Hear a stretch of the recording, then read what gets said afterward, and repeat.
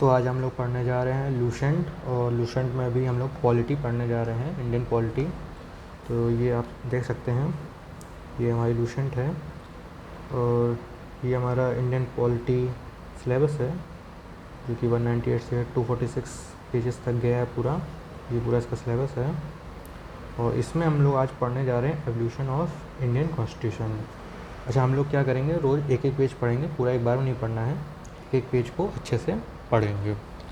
और मैं आपको एक चीज़ बता देना चाहता हूँ वीडियो स्टार्ट करने से पहले कि ये मैंने पीडीएफ बना दी है पूरा, लूसेंट के जो पॉलिटी के पेजेस हैं उनकी पूरी स्कैन पीडीएफ बना दी है और इसकी पीडीएफ मैं वीडियो के डिस्क्रिप्शन में नीचे दे दूँगा, तो वहाँ से आप इसको देख लीजिएगा और इससे फिर आपको रिवाइज़ करना है। मैं अभी वीडियो जो बना रहा हूँ पहले उसको देखना है, ताकि जब आप इस पीडीएफ को खोल के देखें और अपनी तरफ से रिवाइज़ करें तब आपको फिर जो मैं पढ़ाया हूँ वो बातें याद आएंगी, जिससे कि आपको पढ़ने में आसानी होगी और ये चीज़ समझ में आएगी।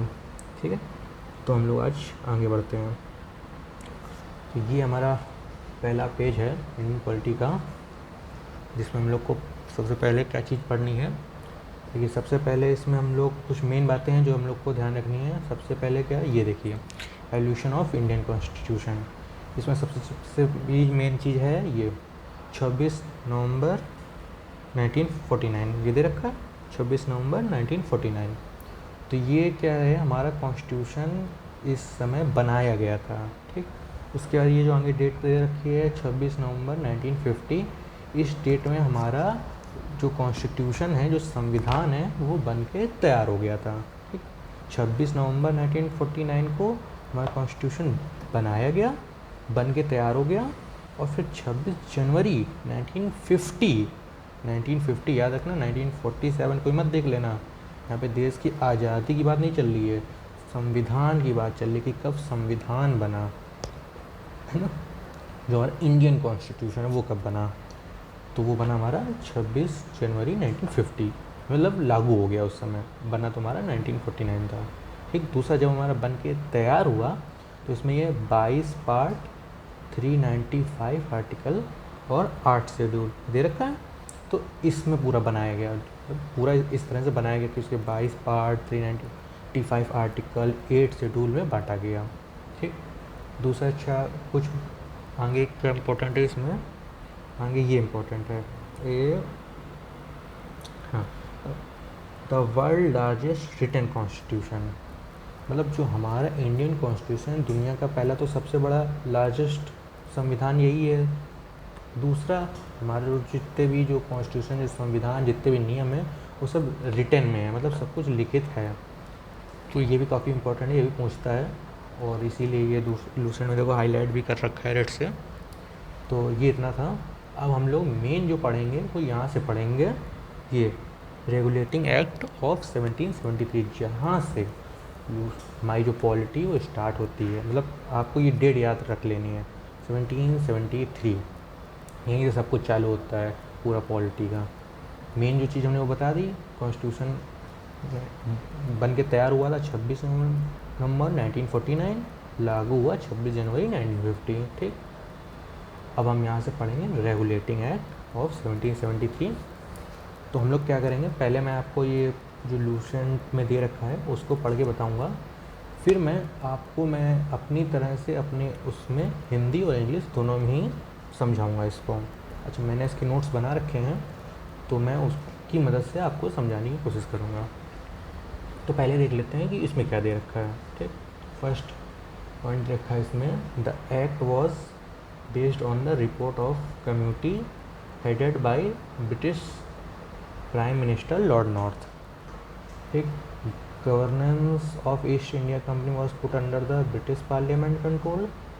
The Governor of Bengal was nominated as Governor General of the Bengal. All the three presidencies of Calcutta, Bombay and Madras and Warren Hastings was the first such Governor General under this act. ठीक, चौथा point हमारा है, देखिए, a Supreme Court was established in Calcutta, now in Kolkata, in 1774. And Sir Elise Impey was the first Chief Justice. Other three judges was James Chambers, Lemaistre and India. ठीक, last point इसका, governor general was empowered to make rule, regulation and ordinance with the consent of supreme court. ठीक है, ये हमारा दे रखा है Lucent में regulating act और 1773। अब इसको मैं आपको अच्छे तरीके से मैंने जो नोट्स बनाए हैं उसकी मदद से आपको समझाने की कोशिश करता हूँ, और देखिएगा आपको ये आपको अच्छे से समझ में आएगा। मैंने हिंदी इंग्लिश दोनों में बना रखे हैं। तो सबसे पहले regulating act 1773, it is passed by British government to control East India company rule in India. मतलब ये ब्रिटिश पार्लियामेंट जो था, ब्रिटिश गवर्नमेंट उसने बनाया था ताकि वो जो ईस्ट इंडिया कंपनी थी उस पर वो कंट्रोल कर सके, अपना शासन को नियंत्रित कर सके, नियंत्रण में ले सके। ठीक, अच्छा इसको क्यों पास किया गया, वाई वॉज इट पास? तो जो after battle of Plassey 1757 and battle of Buxar 1764, ठीक, एक बैटल ऑफ प्लासी जो हुआ था जो 1757 और एक बैटल ऑफ बक्सर लड़ा गया था 1764। तो उसके बाद क्या हुआ था भाई, East India company become very powerful in Bengal. उसके बाद ये बहुत ही पावरफुल, शक्तिशाली बन गई थी बंगाल में। तो अब क्या हुआ, there was a corruption and mismanagement. Company में काफ़ी ज़्यादा भ्रष्टाचार वगैरह सब बढ़ गया और कुछ भी सही से मैनेज नहीं हो पा रहा था। अच्छा, फिर British parliament wanted to regulate the company's activities and revenue. मतलब जो ब्रिटिश सांसद थी, कंपनी थी, वो उसको अपने नियंत्रण में लेना चाहती थी ताकि वो इसके जो भी एडमिनिस्ट्रेशन वगैरह है, क्या हो रहा है इस कंपनी में, और जो भी इससे रेवेन्यू वगैरह मतलब पैसे वगैरह की बात हो रही है, वो सब कुछ अपने कंट्रोल में करना चाहती थी। ठीक, रेगुलेट करना चाहती थी, इसीलिए इसका नाम रेगुलेटिंग एक्ट है ना। अच्छा, हम लोग इसके बारे में मेन फीचर पढ़ते हैं। ठीक, ये सब मैं आपको अपने नोट्स में जो बनाया मैं उसके हिसाब से बता रहा हूँ। मेन पॉइंट्स क्या है इसका जो आपको याद रखना है। First, governor general of Bengal. ठीक, जो गवर्नर जनरल बंगाल थे, गवर्नर मतलब वो गवर्नर बंगाल जो थे वो बन गए governor general of Bengal. Governor of Bengal become governor general of Bengal, जो कि फर्स्ट गवर्नर जनरल थे वॉरेन हेस्टिंग। ठीक, ये मतलब इसका, पहले गवर्नर ऑफ बंगाल थे, अब इस एक्ट के बाद वो गवर्नर जनरल हो गए, और जो कि फर्स्ट थे हमारे वॉरेन हेस्टिंग। ठीक, दूसरा चीज़ क्या इसमें याद रखना है, एग्जीक्यूटिव काउंसिल वॉज फॉर्म। ठीक, मतलब एक तो काउंसिल बनाई गई यहाँ पे जो कि गवर्नर जनरल को हेल्प करेगी उनकी डिसीज़न मेकिंग में। मतलब होते हैं ना, कुछ लोग रखे जाते हैं कि उनकी सलाह लेके फिर आखिरी फैसला गवर्नर जनरल देंगे। तो एक काउंसिल बनाई गई यहाँ पे। ठीक है, तीसरा पॉइंट इसमें जो मेन इम्पोर्टेंट है, supreme court was established in Calcutta, जो कि अभी कोलकाता में है, इन 1774। ठीक, सुप्रीम कोर्ट इसी ईयर में बनी, याद रखना। सबसे पहले सुप्रीम कोर्ट कब बनी, 1774 में, इंडिया में। ठीक, पहली सुप्रीम कोर्ट 1774। ठीक, जिसके चीफ जस्टिस हेड थे सर इलियास इम्फे। सर इलियास इम्फे थे। मतलब क्या होता है, चार लोग बनाए गए जिसमें से एक हेड होते हैं, चार जज होते हैं। तो पहले जो मेन हेड थे, आज भी देखा होगा सुप्रीम कोर्ट में चार जज होते हैं, एक मेन हेड होते हैं जो बीच में बैठते हैं, है ना। तो उस समय जो मेन हेड बनाए गए वो थे सर इलियास इम्फे। तीन अदर जज जो बनाए गए उनके तो कोई नाम ये दे रखे हैं, चैम्बर्स, लिमस्टर एंड हिंडे। ठीक, मेन ये। दूसरा पॉइंट क्या है, फोर्थ पॉइंट हमारा, बैन ऑन गिफ्ट्स एंड, मतलब बैन ऑन गिफ्ट्स। कंपनी के जो ऑफिशियल थे उनको किसी भी तरह का तोहफा नहीं ले सकते थे इंडियन से। मतलब कंपनी के अधिकारियों को तोहफा, रिश्वत, मतलब रिश्वत को इंग्लिश हम लोग ब्राइब्स बोलते हैं, ये सब लेने से मना किया था कि इंडियन से आप रिश्वत नहीं ले सकते किसी, या फिर ये नहीं कि आज होता ना रिश्वत पैसे लेते हैं, एक तो पैसे में रिश्वत लेते हैं, दूसरा कोई कार गिफ्ट कर देता है, तो वो भी एक तरह से रिश्वत ही हुई अपना काम बनाने के लिए। तो उस पर बैन लगा दिया था। ठीक, कंपनी जो ऑफिशियल थे उन वो ये सब नहीं कर सकते थे। ठीक, फिफ्थ पॉइंट क्या है, ब्रिटिश गवर्नमेंट कंट्रोल। ठीक, company had to report revenue and administration to British government. मतलब कंपनी को अपनी आमदनी और शासन की रिपोर्ट ब्रिटिश सरकार को देनी होती थी, क्योंकि उनका पैसा वगैरह आया और सब वगैरह उनका कैसे चल रहा है, नियम वगैरह सब ब्रिटिश गवर्नमेंट को रिपोर्ट उनको देनी होती थी। अच्छा, इसकी वीकनेसेस क्या थी वो भी जान लेते हैं। अब वीकनेसेस पढ़ना इसलिए ज़रूरी है कि भाई आगे हम लोग इसमें पढ़ेंगे ना, और भी एक्ट आएंगे तो कुछ ना कुछ वीकनेसेस नहीं होंगी इसमें, तभी तो आगे उन एक्टों में इसको सुधार किया जाएगा। अच्छा, इसकी वीकनेसेस क्या थी, ठीक है। Council members often clashes with governor general, मतलब जो परिषद के सदस्य थे इस काउंसिल के और जो गवर्नर जनरल था उससे टकरा जाते थे, मतलब वो विवाद होते रहते थे, उनकी बनती नहीं थी आपस में। एक सबसे बड़ी दिक्कत ये थी कि काउंसिल मेंबर और गवर्नर जनरल जो थे उन दोनों के बीच में बनती नहीं थी, अक्सर विवाद हुआ करता था, ठीक। दूसरा, no clear control over Bombay and Madras presidency, मतलब ये जो बॉम्बे मद्रास थे इनमें पूरी तरह से इनका कंट्रोल नहीं हो पा रहा था ब्रिटिश पार्लियामेंट का, ठीक। British supervision was still weak, मतलब वो चाहती थी हमारा पूरा तरह से उसमें कंट्रोल हो जाए, क्या हो रहा है हर चीज़ हमें उस बारे में पता होनी चाहिए, लेकिन अभी तक वो ऐसा नहीं था, क्योंकि ये तो पहला ही वो था जब ब्रिटिश ने चालू किया था। ये था हमारा सबसे पहला एक्ट, रेगुलेटिंग एक्ट 1773 के बारे में। तो अब आपको अच्छे से समझ में आ गया होगा। देखो, पहले मैंने आपको जो लूसेंट में लिखा वो बताया, फिर मैंने आपको वो कितनी अच्छी तरह से बेहतर तरीके से बताया, ठीक। अच्छा, अब एक बार इसका क्विक रिवीजन कर लेते हैं एक बार, ठीक। क्या क्या चीज़ मेन दिमाग में रखनी है। सबसे पहले क्विक रिवीजन में क्या, ईयर कब आया था, 1773, इसके द्वारा पास किया गया ब्रिटिश पार्लियामेंट के द्वारा। क्यों आया था, करप्शन को कंट्रोल करने के लिए और पावर, मतलब अपना कंपनी में पावर कंट्रोल कर सके, ठीक। दूसरा क्या हुआ था इसमें, गवर्नर जनरल ऑफ बंगाल बना दिया गया था, जो कि फर्स्ट थे वॉरेन हेस्टिंग, ठीक। और एक काउंसिल ऑफ मेंबर्स बनाई गई हेल्प करने के लिए, ठीक है। दूसरा आखिरी सबसे इम्पोर्टेंट, सुप्रीम कोर्ट बनाई गई थी कलकत्ता में 1774 में, जिसके चीफ जस्टिस थे सर इलीज इम्फे, ठीक। ये था हमारा रेगुलेटिंग एक्ट के बारे में। अब हम आगे पढ़ेंगे इसके पिट्स इंडिया एक्ट 1784, ठीक है। ये आपको समझ में आ गया, रेगुलेटिंग एक्ट 1773। अच्छा, एक चीज़ मैं आपको इसके बारे में और बता दूं, मैं जो भी समझा रहा हूँ इसकी मैंने एक PDF बना दी अपने नोट्स की, जिसकी PDF मैं अपने वीडियो के डिस्क्रिप्शन में लगा दूंगा, जिसमें हिंदी इंग्लिश मैंने दोनों में ही बता रखा है, ठीक। आपको वो PDF खोल के देखनी है, जो हिंदी मीडियम के बच्चे हैं उनके लिए भी बढ़िया अच्छा है। मैंने तो कोई एक वीडियो में हिंदी में अच्छे से बताया, उस PDF में भी हिंदी इंग्लिश दोनों में दे रखा है, तो आप हिंदी बढ़िया अच्छे से पढ़ सकते हैं। और जो इंग्लिश वाले हैं उनके लिए तो ये PDF तो है ही लूसेंट की स्कैन, दूसरा ये नोट्स वाली, उसमें इंग्लिश हिंदी दोनों ही हैं। तो कभी कभी होता है ना इंग्लिश वालों को कि समझ में तो आ जाती है, लेकिन कभी कभी कोई पॉइंट सीधे समझ में नहीं आते हैं, तो अगर थोड़ी सी हिंदी मिल जाती है तो अच्छे से समझ में आ जाती है। तो जब हिंदी उसके नीचे ही लिखी हर पॉइंट की इंग्लिश, उसके बाद फिर उसकी हिंदी, तो और अच्छे से समझ में आ जाएगी। एक बार मेरे नोट्स खोल के देखिएगा इसके बाद, ये इसमें जैसा लिखा है और मैंने जो बताया जितने अच्छी तरीके से मैंने बढ़िया नोट्स में वैसा ही लिखा है, ताकि आप उसको बार बार रिवाइज कर सकें और अच्छे से आपको दिमाग में बैठ जाए कि अच्छा रेगुलेटिंग एक्ट में ये हुआ था, ठीक। अब हम लोग आगे बढ़ते हैं पिट्स इंडिया एक्ट ऑफ 1784। अच्छा, ठीक। सबसे पहले हम लोग लूसेंट में क्या दे रखा है ये पढ़ेंगे, ठीक है। First point, it was enacted to improve upon the provisions of Regulating Act 1773 to bring about better discipline in company system of administration. Second, a 6-member board of controller was set up, which was headed by a ministers of British government.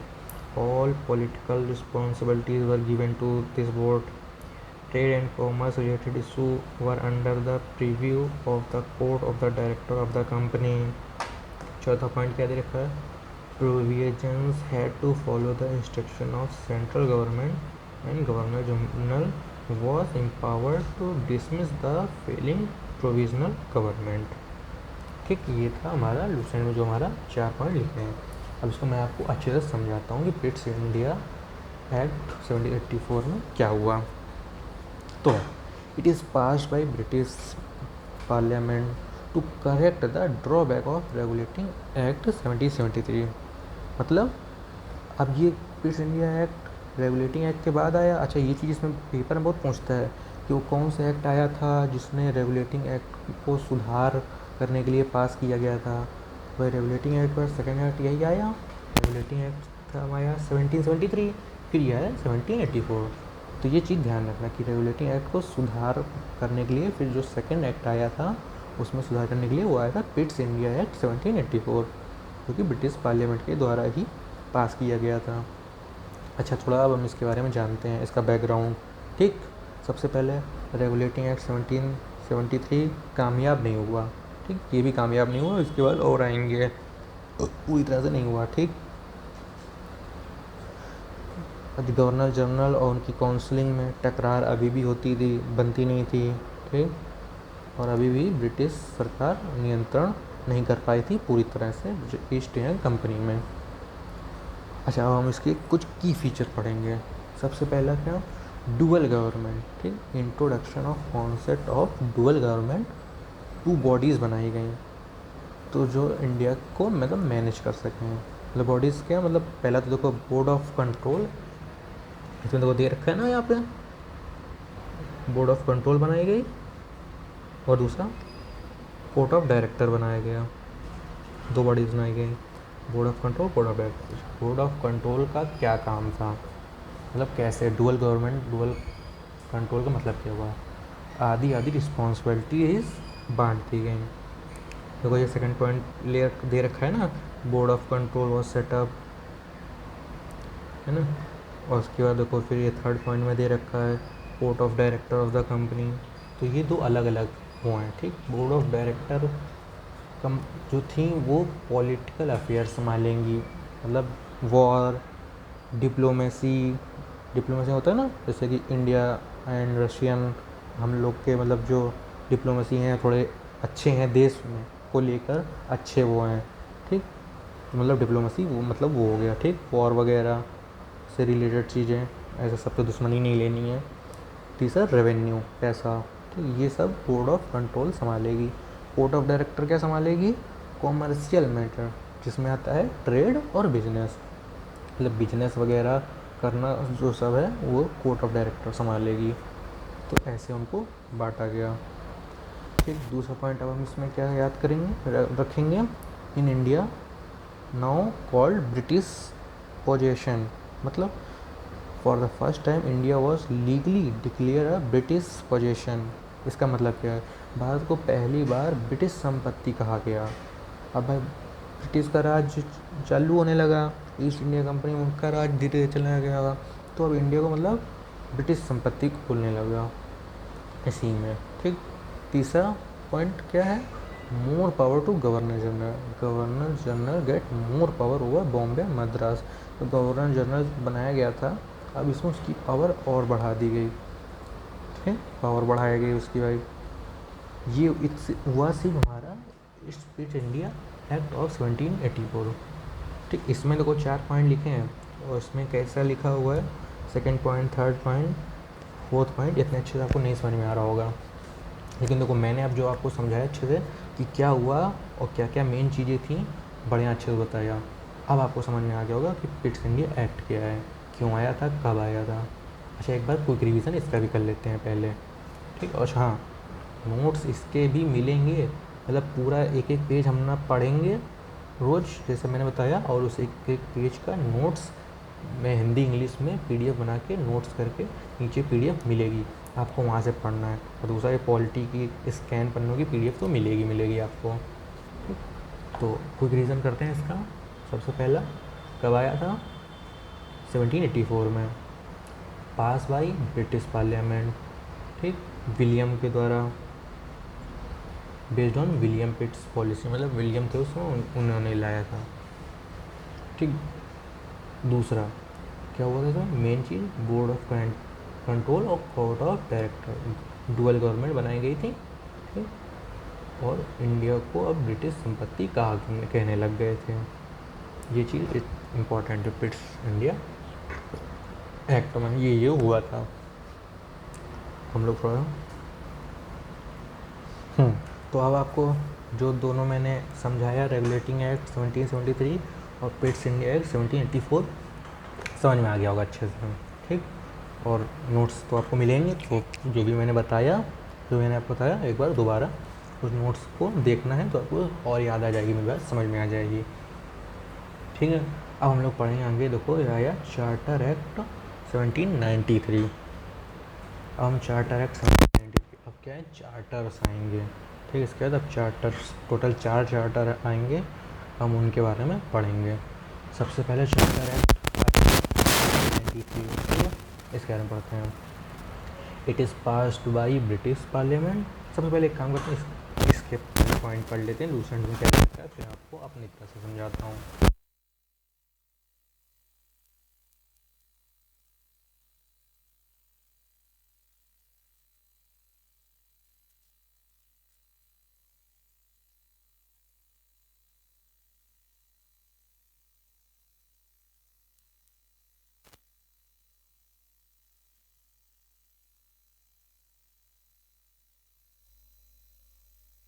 सबसे पहले तो British parliament के द्वारा ही बनाया गया। ठीक, to renew the East India company rule for 20 more year. मतलब इसमें क्या होता था, उसको लाइसेंस दिया जाता था कंपनी को 20-20 साल का। मतलब जो चार्टर एक्ट आएंगे 4, वो 20-20 ईयर के गैप में ही आएंगे, हर 20 साल के बाद आना होता था। मतलब ऐसा बनाया गया कि एक बार लाइसेंस भेजा, आपको 20 साल के लिए उसमें भेजते थे कि 20 साल के लिए आपको ट्रेड मोनोपोली है, आप काम करिए, ऐसा। ठीक है, अच्छा, इसके बारे में क्या, सबसे पहला चीज़, कंपनी का जो चार्टर है ये हर 20 साल में रिन्यू होता था, हर 20 साल में उनको बदलता था। ठीक है, और 1793 में पहली बार ये ब्रिटिश सांसद द्वारा भेजा गया। अब हम इसके कुछ की फीचर पढ़ते हैं। सबसे पहले renew of charter, East India company was allowed to rule India for 20 more year. ठीक, second, trade monopoly continue, the company monopoly of Indian trade was continue. मतलब भारत में व्यापार पर कंपनी की पूर्णता का अधिकारिक जारी रही। मतलब भारत में अगर कोई भी व्यापार करना है वो एक कंपनी ही करेगी। मोनोपोली का मतलब यही होता है, मतलब मोनोपोली का मतलब कोई भी काम होता है तो कोई दूसरा नहीं कर सकता है। मतलब जैसे आज को मान लो कोई कंपनी है, मान लो कोई फ़ोन की कंपनी है, तब एक ही फ़ोन की कंपनी तो है नहीं, अलग अलग फ़ोन की कंपनी है। लेकिन अब मान लो यही एक ही फ़ोन की कंपनी दूसरी कोई फ़ोन की कंपनी नहीं हो, तो उसका जैसा राज चलेगा, वो जैसा कैमरा बनाए, जैसा बैटरी दे, हमको तो वैसा फ़ोन ख़रीदना पड़ेगा, मजबूरी हो जाएगी क्योंकि दूसरी कोई है ही नहीं। तो पहले यही चल रही थी, मतलब सिर्फ जो अगर बिज़नेस करेगी तो वो ईस्ट इंडिया कंपनी करेगी हर उसमें, और कोई नहीं कर सकता दूसरा। तो ट्रेड मोनोपोली चल रही थी उस समय, अपना ही नियंत्रण, अपना ही अधिकार, और किसी को नहीं करने देंगे, ऐसी वाली बात। ठीक, तीसरा point, more power to governor general. Governor general of Bengal got power on Bombay and Madras. और पावर बढ़ा दी गई गवर्नर जनरल को। अब भाई धीरे धीरे जब ब्रिटिश को ईस्ट इंडिया कंपनी में कंट्रोल करना है तो धीरे धीरे पावर बढ़ाएगी, तभी तो कंट्रोल में आएगी, तो उन्होंने पावर बढ़ा दी। ठीक, फोर्थ पॉइंट क्या इसमें इंपॉर्टेंट है, सैलरीज फ्रॉम इंडियन रिव्यू। मतलब salary of board of control and जो कंपनी के ऑफिशियल थे उनकी salary paid from Indian treasure. मतलब जो भारतीय खजाना था उनसे मिलेगी, उनको उनके से दी जाएगी। मतलब जो भी कंपनी में काम कर रहे थे उनकी सैलरी इंडियन रेवेन्यू में से दी जाएगी, इंडियन खजाने में से, भारतीय खजाने में से। ठीक, fifth, legal power to governor general. मतलब governor general council got the power to make the regulation with legal status. Supreme court बनी चुकी थी, तो अब गवर्नर जनरल को पावर दी गई कि आप नियम के अंदर रह के, अब कानून जो है एक तरह से उसके अंदर, ऐसे नहीं मतलब कुछ भी नियम बना दिए। मतलब गवर्नर जनरल को पावर दी गई कि आप नियम बना सकते हैं, लेकिन ऐसा नहीं दिया गया कि आप कुछ भी बना सकते हैं नियम। आपको शासन करना है, आप नियम बना उसके हिसाब से बनाइए, चलाइए, लेकिन फिर भी जो नियम बनाए गए हैं उनके अंदर रह के कुछ भी नहीं। क्योंकि गवर्नर जनरल को भाई पूरी पावर दे दी गई थी, इस वजह से। तो अब वो रूल भी बना सकता था, लेकिन अंडर द लीगल एक्ट्स जो भी हैं उनके अंदर रह के। तो ये हुआ हमारा फर्स्ट चार्टर एक्ट के बारे में। ठीक, इसका एक फास्ट सा क्विक रिवीजन करते हैं फिर से। क्विक रिवीजन 1793 में आया, 20 साल के लिए आया। ट्रेड मोनोपोली चल रही थी, गवर्नर जनरल की पावर बढ़ा दी गई बॉम्बे और मद्रास को लेकर। सैलरीज जो थी इंडियन रेवेन्यू में से दी जा रही थी, और गवर्नर जनरल को लॉ मेकिंग की पावर दे दी गई कि अब वो नियम बना सकता है, कोई भी लॉ बना सकता है। ये हुआ हमारा फर्स्ट चार्टर एक्ट के बारे में, चार्टर एक्ट ऑफ 1793। अब हम आगे पढ़ेंगे अपना सेकेंड चार्टर एक्ट, जो कि है हमारा 1813। ठीक, तो लूसेंट में क्या दे रखा है? Trade monopoly of East India company came to end, power of 3 council of Madras, Bombay and Calcutta was in, they were also subjected to greater control of parliament. The Christian missionaries were allowed to separate their religion in India. Local autonomous bodies were empowered to levy taxes. अब मैं इसको समझाता हूँ क्या हुआ हमारा second charter act 1813 में। ठीक, तो it is pass by British government parliament to renew company charter act for 20 more year. ठीक, मतलब फिर से ब्रिटिश पार्लियामेंट के द्वारा ही पास किया गया, और 20 साल की ट्रेड मतलब 20 साल की उसको लाइसेंस दे दिया गया दोबारा मोनोपोली। लेकिन अब इसमें मोनोपोली तो दे दिया गया, अब हम इसमें लेकिन इसका की फ़ीचर जानते हैं। की फ़ीचर क्या है? सबसे पहले end of trade monopoly accept China anti, मतलब मोनोपोली तो थी उसकी, अब वो ख़त्म हो गई। अब सिर्फ मोनोपोली किस में बच गई, रह गई? चाइना से ट्रेड जो करेगा, चाइना जो देश है, और दूसरा टी मतलब चाय, सिर्फ उसी में इसकी मोनोपोली रह गई थी। बाकी पूरी मोनोपोली इसकी सेकेंड चार्टर एक्ट में ही हटा दी गई। सिर्फ चाइना से बिजनेस और टी का बिजनेस कर सकती थी, उसी में मोनोपोली थी इसकी। ठीक है, दूसरा चीज़ में क्या हुआ था, इसमें शायद नहीं दिया, क्या होता, एजुकेशन फंड इंट्रोड्यूस्ड, मतलब कंपनी में शिक्षा के लिए, मतलब भारत में शिक्षा के लिए कंपनी को हर साल 1 लाख रुपए एजुकेशन के लिए देना पड़ेगा, ऐसा नियम बनाया गया। मतलब भारत में एजुकेशन के लिए हर साल 1 लाख रुपए कंपनी से दिया जाएगा। ये भी इसी में ही आता है, ये भी हुआ था। ठीक, अच्छा, ये Christian missionaries, third point, Christian missionaries allowed, Christian missionaries were officially allowed to spread religious and education in India, मतलब वो अपना जो उनका धर्म था उसको फैला सकते हैं, और उनको अब शिक्षा का अधिकार भी था इंडिया में। ठीक, क्रिश्चियन लोग जो होते हैं अपना रिलीजियस जो भी उनका धर्म है वो, और उनको अब पढ़ने का भी अधिकार है भारत में। ठीक, दूसरा चार्टर एक्ट रिन्यू हुआ था, 20 साल के लिए बढ़ा दिया गया था। फिर Indian subject discussed in British parliament को discuss Indian matter and make law, मतलब ब्रिटिश संसद भारत से जुड़े मुद्दों पर चर्चा और कानून बना सकती थी। अब मतलब क्या हो, भारत में कुछ भी चल रहा है तो ब्रिटिश गवर्नमेंट को पता होना चाहिए, और वो उसके लिए नियम बना सकती है। इसमें अब ये भी कर दिया गया सेकेंड चार्टर एक्ट। ठीक, ये था हमारा सेकेंड चार्टर एक्ट के बारे में। एक बार इसका क्विक रिवीजन कर लेते हैं, क्विक रिवीजन से सही रहता है, मतलब एक बार दिमाग में आ जाता है क्या क्या हमने पढ़ा। पूरा तो वैसे आपने सुना ही सुना, क्या क्या हमने बताया। नोट्स आपको मिलेंगे, उससे आपको पढ़ना ही पढ़ना है। नोट्स मिलेंगे, 4-5 बार पढ़ेंगे, आपको दिमाग में बैठ जाएगा कि क्या हुआ। ठीक है, क्विक रिवीजन करते हैं, चलो इसका। सबसे पहले ये कब आया, 1813 में। ठीक, क्यों आया, 20 साल के लिए ट्रेड मोनोपोली इसकी फिर से बढ़ा दी गई, एक्सेप्ट टी और चाइना, सिर्फ टी और चाइना को छोड़ के बाकी इसकी ट्रेड मोनोपोली जो ख़त्म कर दी गई थी। ठीक, फिर 1 लाख रुपए दिए गए, मतलब क्या हुआ कि 1 लाख रुपये इंडियन एजुकेशन के लिए दिया जाएगा। फिर क्रिश्चियन मिशनरीज को अलाउ किया गया जो अपना धर्म फैलाओ जाके। ठीक, और अब ब्रिटिश जो पार्लियामेंट थी अब वो इंडिया के लिए लॉ बना सकती थी और जो भी चल रहा है उसको पता होना चाहिए था और उसके हिसाब से वो लॉ बना सकती थी। ये हमारा सेकंड चार्टर एक्ट में ऐसा लिख के भेजा गया। चार्टर ये आते थे लंदन से आते थे, मतलब वहाँ से ऐसे चार्टर नियम भेजते, क्योंकि राज तो वहीं से चल रहा था, वहाँ से ऐसे चार्टर भेजते जाते थे। तो ये था हमारा सेकंड चार्टर एक्ट। अब हम लोग पढ़ेंगे थर्ड चार्टर एक्ट, जो कि है हमारा 1833। चलो भाई, थर्ड चार्टर एक्ट, फिर धीरे धीरे फोर्थ चार्टर एक्ट आएगा। थर्ड चार्टर एक्ट में पढ़ते हैं क्या है।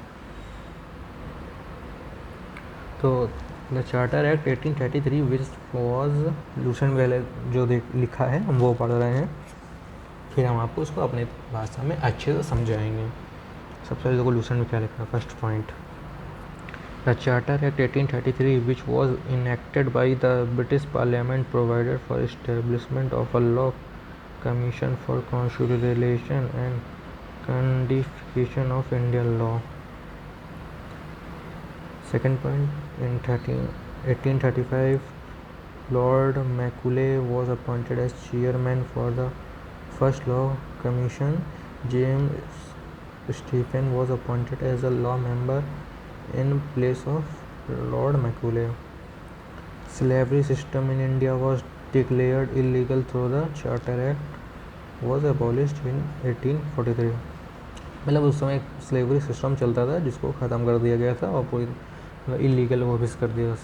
स्लेवरी सिस्टम हिंदी में बोलते हैं गधा मजदूरी, मतलब बिल्कुल इंडियन लोगों से गधा मजदूरी करवाई जा रही थी, उसको ख़त्म कर दिया गया था इस चार्टर एक्ट के अंदर। ठीक, the governor general and his council were given vast power.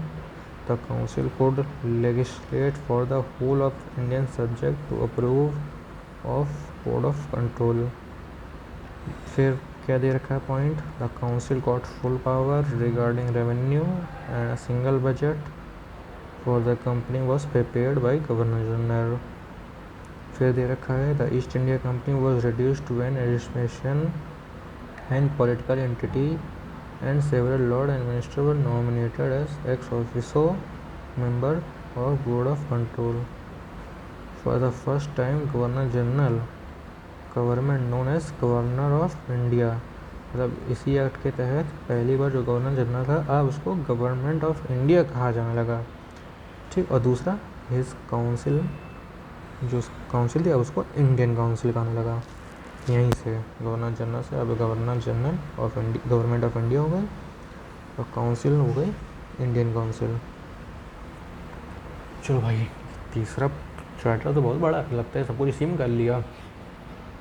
अब इसको मैं समझाता हूँ अपनी भाषा में। ठीक, तो चार्टर 13 इसको समझाता हूँ।